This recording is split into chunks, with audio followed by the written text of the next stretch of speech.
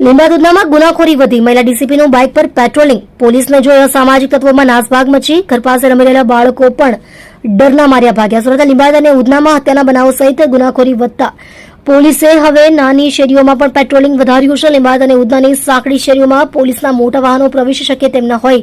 ખુદ મહિલા DCP Kanan Desai staff સાથે બાઇક પર બેસી પેટ્રોલિંગ પર નીકળ્યા હતા. સાંકડી શેરીઓમાં પોલીસને જોતા જ મોડી રાત્રે ફરતા લોકોમાં નાસભાગ મચી હતી. રાત્રિના સમયે શેરીમાં રમી રહેલા બાળકો પણ ડરના માર્યા ભાગતા જોવા મળ્યા હતા. રાત્રિના સમયે શંકાસ્પદ લાગતા લોકોની ડિટેન કરી તપાસ હાથ ધરી. ભાજપના યુવા નેતાની હત્યા સહિતના બનાવો બન્યા.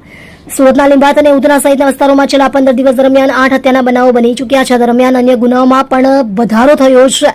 લીંબાયત અને ઉધના વિસ્તારમાં ગુનાખોરી વધતા સુરત પોલીસે મોડી રાત્રે પેટ્રોલિંગ વધાર્યું છે.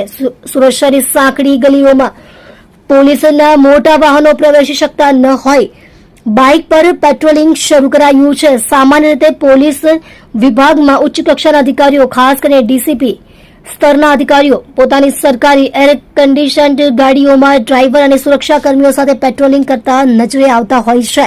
જોકે ઝોન 2 ના મહિલા ડીસીપી ડોક્ટર કાનન દેસાઈ ગત રાત્રે પોતાના સ્ટાફ સાથે બાઇક પર બેસી પેટ્રોલિંગ કરતા જોવા મળ્યા હતા. સામાજિક તત્વોના ગડગડાતા લીંબાયત અને ઉધનામાં કોમ્બિંગ.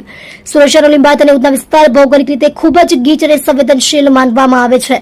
છેલ્લા ઘણા સમયથી આ વિસ્તારોમાં અસામાજિક તત્વોનો આતંક વધી રહ્યો હતો. નાની મોટી બોલાચાલીમાં મારામારી કરવી, છરાબાજી અને હત્યા જેવા ગંભીર બનાવો આ વિસ્તારમાં માથાનો દુખાવો બની ગયા હતા. વિસ્તારોમાં એવી ઘણી સાંકડી ગલીઓ છે જ્યાં 4 પૈડાવાળી પોલીસની ગાડીઓ સરળતાથી પહોંચી શકતી નથી. ગુનેગારો આ જ ભૌગોલિક સ્થિતિનો ફાયદો ઉઠાવીને ગુનાને અંજામ આપ્યા બાદ સાંકડી ગલીઓમાં છુપાઈ જતા હતા. પોલીસે જોતા જ અસામાજિક તત્વોમાં નાસભાગ મચી. મોડી રાત્રે લીંબાયત અને ઉધનાની ગલીઓમાં અસામાજિક તત્વો પોતાની રોજિંદી ટેવ મુજબ આરામથી બેસીને વાતો કરી રહ્યા હતા.